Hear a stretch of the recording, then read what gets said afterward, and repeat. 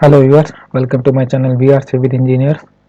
तो इस लेक्चर में हम देखेंगे कि आइसोलेटेड फुटिंग स्क्वायर कॉलम के लिए और जिसकी थिकनेस यूनिफॉर्म है तो उसको डिज़ाइन कैसे करते हैं। ओके तो यहाँ पे हमको यहाँ पे लोड ये इंसर्ट करना पड़ता है। तो ये जितना भी आप ग्रीन कलर में देख रहे हैं इसमें आपको वैल्यू चेंज करनी है।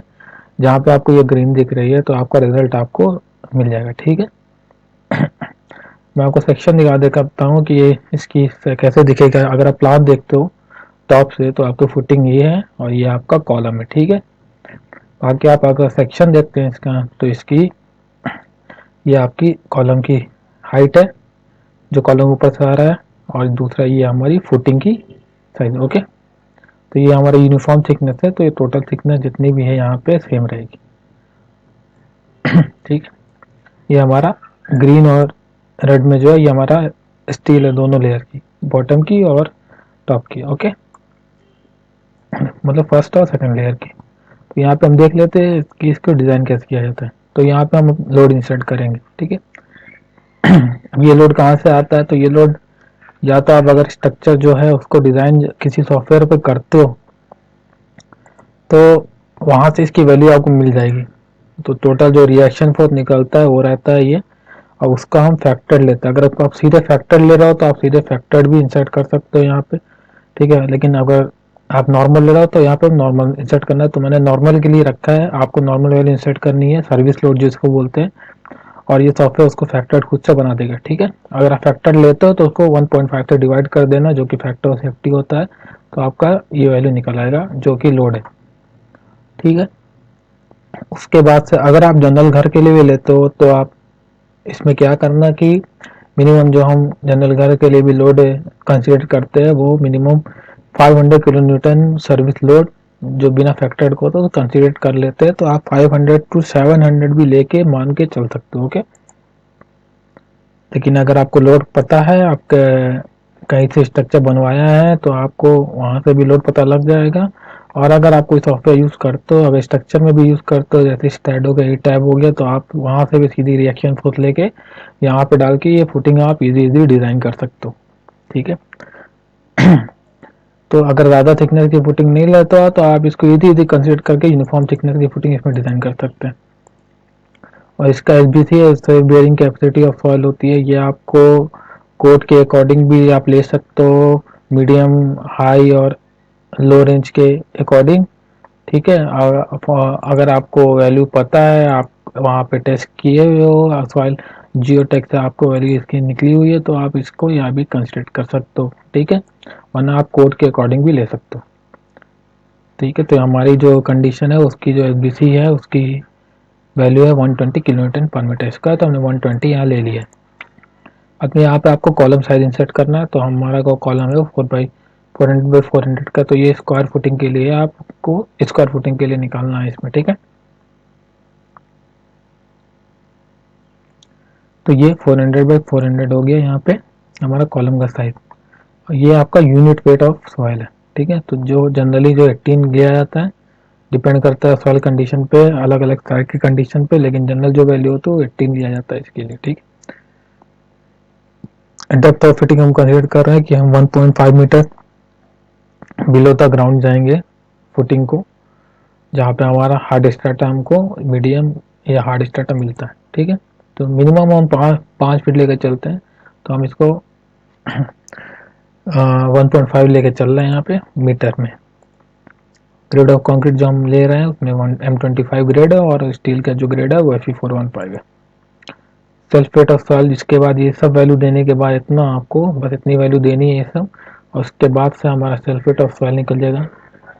ठीक है, total load including self weight of footing, इस वैल्यू में क्या करेगा, ये जो हमारा सर्विस लोड था, ठीक है, जो अनफैक्टर लोड था 700, उसमें ये 10% और लोड ऐड कर देगा सेल्फ वेट ऑफ फुटिंग का। तो इसमें आपका जो लोड आएगा वो आपका एरिया कैलकुलेशन, फुटिंग का एरिया कैलकुलेशन होगा उससे। तो ये आगे 770 जो कि एरिया ऑफ फुटिंग जिससे निकल आई 64.42। तो ये सब वैल्यू आपको चेंज नहीं करना, आप बस चेक कर सकते हो। ठीक है, जो ग्रीन में आपको वही वैल्यू चेंज करना। तो इसकी वैल्यू आ गई 6.42 मीटर स्क्वायर। तो आपका जो फुटिंग का साइज निकल के आएगा वो 2.53 बाई 2.53 आएगा। आप फिगर में भी यहाँ से देख सकते हो, ठीक है। तो हमने जो वैल्यू कंसीडर किया है तो हम यहाँ पे उससे ज़्यादा लेके वैल्यू चलेंगे, ठीक है। तो इसकी हमने ले लिया 3 मीटर बाई 3 मीटर की फुटिंग, ठीक है। तो यही वाली आपकी यही साइज यूज होगा। यहाँ पे जो हमारा इससे वैल्यू एरिया कैलकुलेटर वो 9 मीटर स्क्वायर हुआ, जो कि हमारा कैलकुलेटेड एरिया ऑफ फुटिंग ज़्यादा है, तो यहाँ पे ये सेफ है, ठीक है। आप तो ये ध्यान दे के चलना है कि ये जो रेड में आपको दिख रहा है यहाँ पे, ये आपको हमेशा ओके या सेफ ही रहना है। नॉट ओके होगा तो उसके अकॉर्डिंग आपको ये वैल्यू चेंज करनी है या साइज बढ़ानी है, ठीक है। अब इसमें नेक्स्ट स्टेप में जो यहाँ पे आपको नेट अपर प्रेशर और ग्रॉस वॉल प्रेशर कैलकुलेट कर होगा। तो नेट अपर प्रेशर आपको इसके थ्रू आपको बेंडिंग मोमेंट शेयर फोर्स निकलेगा, ठीक है। तो हमारा जो नेट अपर प्रेशर यहाँ पे कैलकुलेट हुआ 77.78 हुआ, जो कि हमारा एसबीसी से कम है, तो ये भी सेफ है। और ग्रॉस वॉल प्रेशर यहाँ पे कैलकुलेट हो रहा है, लेकिन इसकी वैल्यू हमको अभी चेक नहीं करनी है। हमको इसकी जब हम फुटिंग की साइज यहाँ पे अकॉर्डिंग टू द डिजाइन ले लेंगे, उसके बाद हमको ये चेक करना है कि ये ओके शो कर रहा है कि नहीं शो कर रहा, ठीक है। अगर ये ओके नहीं है, मतलब कि ये वैल्यू आपके एसबीसी से जो 120 है उससे ज़्यादा है, तो हमको क्या करना पड़ेगा, साइज या डेप्थ ऑफ फुटिंग बढ़ाना पड़ेगा, ठीक है। फिलहाल के लिए हम सिर्फ नेट अपवर्ड प्रेशर देख के जाएंगे नीचे, तो ये ओके है, आप नीचे चले जाइएगा। बाकी ये बेंडिंग मोमेंट वैल्यू कैलकुलेट हो जाएगी खुद से, ठीक है। तो मैंने इसका मैनुअल कैलकुलेशन भी किया हुआ है, आपको लिंक मैं प्रोवाइड करा दूंगा वीडियो के एंड में। आप उसको आगे चेकआउट कर सकते हो स्टेप बाय स्टेप है, कैसे मोमेंट निकला है, कैसे चेक हुआ है, ठीक है। तो यहाँ पे मैं ये सब डिफाइन नहीं करूँगा, मैं आपको ये बताऊंगा कि एक्सेल से आप कैसे इजी डिज़ाइन कर सकते हो। तो ये बेंडिंग मोमेंट दोनों तरफ एक्स और वाई डायरेक्शन के लिए डिज़ाइन हो गया है। और जो हमारा मैक्सिमम अल्टीमेट बेंडिंग मोमेंट है वो यहाँ पे वैल्यू आ गई। ये वैल्यू हम आपका फुटिंग के डिज़ाइन में यूज़ करेंगे, ठीक है।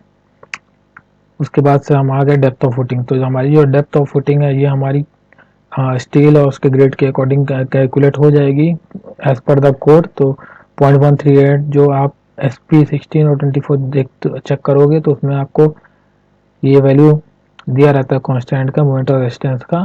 तो आप वहाँ से डायरेक्ट भी ले सकते हो, अगर नहीं तो आप यहाँ पे भी को इसमें भी अगर ये अपना FY और SK की वैल्यू डाल दोगे जो कि स्टील की और कंक्रीट की वैल्यू है, तो यहाँ पे ये अपने आप कैलकुलेट भी कर देगा, आपको कुछ करने की ज़रूरत नहीं है। तो इससे हमारा जो डेप्थ इफेक्टिव डेप्थ एक्स और वाई मतलब कि फर्स्ट और सेकंड लेयर के लिए जो कैलकुलेट होगा वो हो जाएगा 169 और 169। तो हमारा जो इफेक्टिव डेप्थ कैलकुलेट हुआ वो डायरेक्शन के लिए दोनों के लिए, तो ये हो गया 169 mm। तो हम क्या करेंगे, हम ओवरऑल डेप्थ इसके एज्यूम कर लेंगे अपने से कि हमको इतनी रखनी है। तो हमने माना कि यहाँ पे हम 400 लेके चलते हैं, अब ये सारी वैल्यू हमको देना है। 450 लेके चलते हैं, उसका कवर जो होता है फुटिंग का मिनिमम जो कवर लेते हैं 50 लेते ही लेते हैं कम से कम, ठीक है। ये एक्सपोजर कंडीशन पे डिपेंड करता है, तो 50 से ज़्यादा भी ले सकते हैं, 50 से कम नहीं ले सकते। और जो बार है जो सर ये हम तो साइज ले रहे हैं दोनों लेयर के लिए, पहली और दूसरी लेयर के लिए, मतलब कि पहली लेयर ये आप अगर ये देखो वो रेड वाला नीचे, तो ये ऑरेंज लेयर फर्स्ट लेयर है और जो ग्रीन है वो सेकंड लेयर है, ठीक है। तो दोनों क्रॉस में डालते हैं इसलिए ऐसे शो होती है। तो दोनों का डाया हम लेकर 12 चल रहे हैं यहाँ पे। तो हमारा जो दोनों का इफेक्टिव डेप्थ कैलकुलेटर का वो हो जाएगा 394 382, जो कि यहाँ पे सेफ है क्योंकि हमारा जो कैलकुलेटेड इफेक्टिव DY/DX है वो कितना है 169 वो दोनों से ज़्यादा है, तो ये सेफ है। अब ये हमारा ये सेफ होने के बाद हम यहाँ पे एक बार इसको चेक कर लेंगे कि ये वैल्यू ओके आ रही है कि नहीं, क्योंकि ये हमारा जो ये वैल्यू है ये हमारा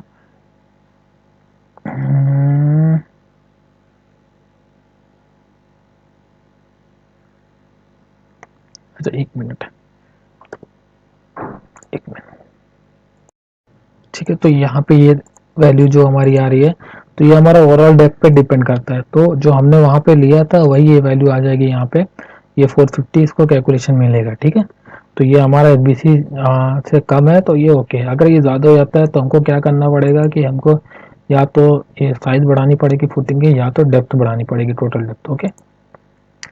तो यहाँ पे ये ओके है तो हमको कुछ नहीं करना है, हम आ जाएंगे यहाँ पे, ये सब सेफ है और हम रेनफोर्समेंट देख लेंगे। तो ये दोनों ही डायरेक्शन के लिए कैलकुलेट है, एक्स जो फर्स्ट लेयर है और वाई जो सेकंड लेयर है, ठीक है। तो हमको क्या करना है, हमको सिर्फ जो वाई हमारी टॉप की है तो उसके अकॉर्डिंग हमको स्टील दोनों में प्रोवाइड करना है, ठीक है। हमको एक्स और वाई में अलग अलग नहीं प्रोवाइड करना है। तो जो मैक्सिमम आएगी वो तो हमारी जो सेकंड लेयर के लिए वाई डायरेक्शन के लिए उसमें ही मैक्सिमम आएगी, तो उसमें आपको जो आएगी तो आपको दोनों में एक्स और वाई में वही प्रोवाइड कर देना है, ठीक है। तो हमारी अगर आप यहाँ पे देखोगे तो हमने दोनों के लिए किया हुआ, आप दोनों ही चेक कर सकते हो अपनी तरफ से, लेकिन अब मैं यहाँ पे वाई में मैंने ब्लॉक किया हुआ है तो ये वैल्यू आपको यूज़ करनी है, ठीक है।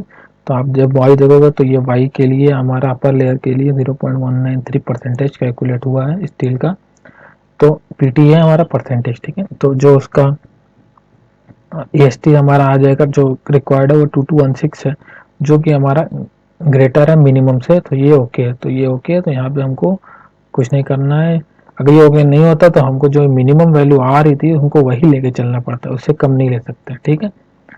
अब एएसटी हमारा जो हमारा डाया और बार हमने एज्यूम किया है, जब हम क्लियर कवर ले रहे थे यहाँ पे, उसका एरिया निकल के आ जाएगा इतना, ठीक है, 113.04 mm²। तो नंबर ऑफ बार जो हमारा कैलकुलेट है वो 20 हो जाएगा, ठीक है। तो आप यहाँ पे नंबर ऑफ बार प्रोवाइडेड में 20 लिख सकते हो, ठीक है, या तो उससे ज़्यादा भी लिख सकते हो। बस हमारा ये देखना है कि हमारा जो एएसटी कैलकुलेट हुआ है उससे ये एरिया ज़्यादा होना चाहिए, ठीक है। जो कि हमारा 20 नंबर ऑफ बार के जब हम 12 mm डाई प्रोवाइड करते तो हमारा एरिया निकलेगा 2261, जो कि हमारा 2216 से ज़्यादा, तो ये ओके, ठीक है, ये सब ओके शो करना चाहिए।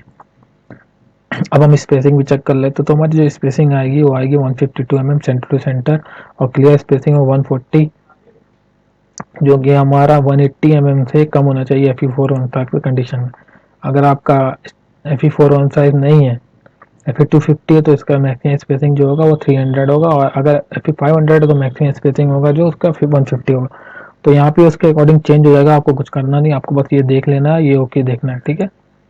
तो यहाँ पे ये Fe415 है तो ये 180 आ रहा है, तो 140 हमारा कम है उससे, तो स्पेसिंग हमारा पास है, ठीक है। अगर स्पेसिंग पास नहीं होती तो या तो आपको नंबर ऑफ बार बढ़ाना पड़ेगा, या तो आपको डाया जो हमारा है बार का उसको कम करना होगा, ओके, ठीक है। नंबर ऑफ बार हमारा यहाँ पे प्रोवाइडेड जो हमने यहाँ पे लिया था 20, वही लेके चलेंगे, जो कि हमारा सब कुछ सही है, क्योंकि यहाँ सब कुछ ओके सही दिखा रहा है, ओके। तो हमको यही दोनों लेयर में प्रोवाइड करना है। यहाँ पे चेक्स हैं 1 वे और 2 वे शेयर्स के, तो यहाँ पे आप ये देख सकते हो, आपको कोई वैल्यू चेंज नहीं करना है, ये सब कुछ निकल जाएगा। आप मैनुअल डिज़ाइन देखोगे तो उसमें ये स्टेप बाय स्टेप किया हुआ है कैलकुलेट, ठीक है। आपको यहाँ पे बस टाउसी की वैल्यू जो है यहाँ पे जो डिज़ाइन शेयर स्ट्रेंथ होता है, जो कि हमारा IS कोड 456 टेबल 19 से आप ये वैल्यू यहाँ से कैलकुलेट कर सकते हैं, ठीक है। ये कैसे होगा आप मैनुअल कैलकुलेशन देख के आप देख सकते हो, वहाँ पे मैंने इसको बताया है, ठीक है। तो यहाँ पे हो जाएगा 0.323 इसकी वैल्यू लेंगे हम, क्यों, क्योंकि परसेंट ऑफ स्टील है जो हमारा 197 है, तो परसेंट ऑफ स्टील जो 0.197 वो हमारा ये परसेंट ऑफ स्टील है, तो इन किसके बीच में लाई करेगा हमको देखना है। 0.193 हमारा 0.15 और 0.25 के बीच में लाई करेगा, तो हमारा ये वैल्यू हो गई, और M25 ग्रेड हमारा है तो 0.29 0.36, तो इसके मिड में लाई करिए। तो हमारा क्या करना है, हमको परसेंट ऑफ स्टील ले लेना है तीनों, और इसके बीच की वैल्यू लेना है, तो ये हम इंटरपोलेशन करके यहाँ पे इधर सॉफ्टवेयर में यहाँ पे ले आ सकते हैं। इंटरपोलेशन के लिए भी मैंने यहाँ पे एक टेबल बनाया, तो ये वही तीनों वैल्यू है जो इंसर्ट मैंने आपको दिखाई है अभी टेबल से, 0.15 0.20 0.193 है वो, ठीक। और यहाँ पे आपका 0.25 होगा, ये दोनों वैल्यू M25 ग्रेड के लिए है। तो यहाँ पे तो जो हमारी वैल्यू आएगी डिज़ाइन का शेयर स्ट्रेंथ की वो आएगी 0.323, ठीक है। तो यही वैल्यू हम यहाँ पे लिख देंगे, ठीक है। तो हमारा डिज़ाइन शेयर स्ट्रेंथ जो होगा वो कैलकुलेटर है 0.323, जो कि हमारा सेफ है, यहाँ पे सेफ शो कर रहा है, देखिए, क्योंकि हमारा नॉमिनल से ज़्यादा, ओके। और ये हमारा शेयर स्ट्रेंथ इफेक्टिव डेप्थ भी कैलकुलेट हो जाएगा, जिसकी वैल्यू आएगी 332 mm, जो कि सेफ है, क्योंकि हमारा जो इफेक्टिव डेप्थ है F5 के लिए टॉप के लिए वो हमारा हमने लिया था 382, जो कि इससे ज़्यादा है तो वो सेफ है। और टू वे शेयर में भी सिंपली कुछ नहीं करना है आपको सारी वैल्यू बस देख लेना है, यहाँ पे चेक कर लेना है, और ये चीज़ देखना है कि ये सेफ है कि नहीं। अगर ये सेफ नहीं होता है तो आपको क्या करना पड़ेगा, आपको सिंपली यहाँ पे जो उसका हम साइज ले रहे हैं उसका साइज इंक्रीज करना पड़ेगा, ठीक है।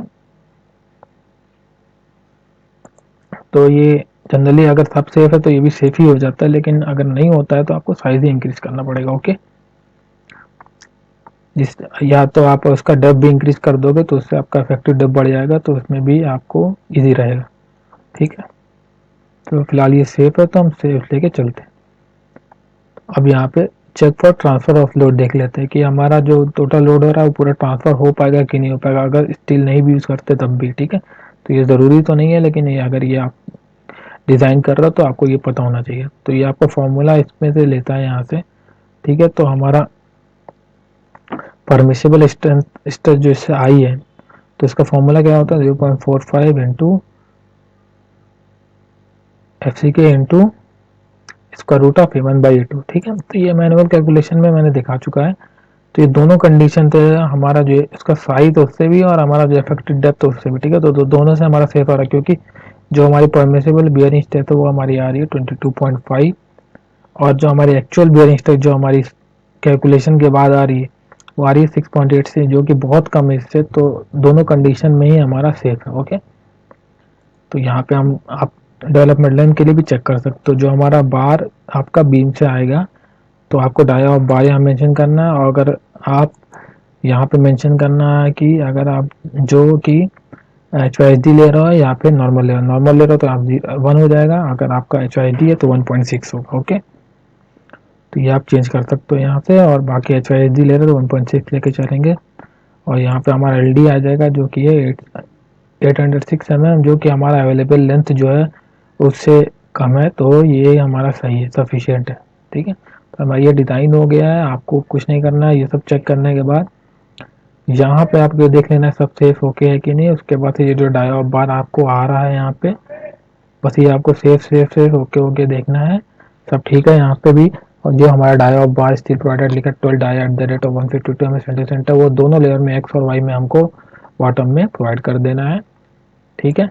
और जो हम आखिरी में आप यहाँ पे शो नहीं कर रहा है, लेकिन आखिरी में जो हम बेंड करते हैं वो आप 18D तक बेंड कर सकते हो दोनों तरफ से, ठीक है। और ये हमारा जो लैप है वही हमारा डेवलपमेंट लेंथ की तरह आता है, तो हमारा LD यहाँ से लेके यहाँ तक में आप लगा सकते हो, ठीक है।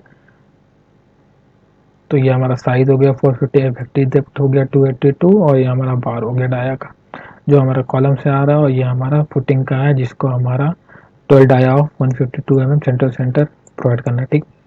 तो आई होप कि आपको ये वीडियो अच्छा लगा होगा, और आप इजीली से भी यूनिफॉर्म थिकनेस की अपनी फुटिंग डिज़ाइन कर सकते हो।